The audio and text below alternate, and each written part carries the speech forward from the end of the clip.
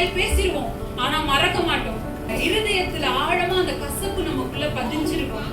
நீங்க அவங்கள உங்க இருதயத்துல மன்னிச்சாதான் கிறிஸ்துவின் அன்பு உங்களுக்குள்ள பூரணப்படுகிறது. அவரை போல மன்னிக்க நாம அழைக்கப்பட்டிருக்கோம். சார்லி கர்க்னு ஒருத்தர் இறந்துட்டாரு. மனைவி அவரை பத்தி சாட்சி சொல்றாங்க, கணவரை சுட்ட அந்த மனுஷனை நான் மன்னிக்கிறேன். அவர் ஊழியம் எப்படி செஞ்சாருன்னா வாலிபர்கள் மத்தியில செஞ்சாரு. ஒரு வாலிபர்களும் ரட்சிக்கப்பட்டு தேவன் பக்கம் திரும்பணும்ன்றதுக்காக செஞ்சாரு. யாருக்காக ஊழியம் செஞ்சாரோ அதுல ஒரு மனுஷன் தான் என் கணவரை சுட்டுட்டாங்க. அதனால என் கணவர் உயிரோடு இருந்தா கூட அந்த மனுஷன் பரலோகத்துக்கு போகணும்ன்றதுதான் ஒரு விருப்பமா இருக்கும். அதனால நான் அவரை மன்னிக்கிறேன். கிறிஸ்து சிலுவையில எல்லாரையும் மன்னிச்சார்ல, அதை வெளிப்படுத்த நான் மன்னிக்கிறேன்னு அதை சொல்லியே அவங்க அந்த இடத்துல அவங்க மன்னிப்பை வெளிப்படுத்தினாங்க.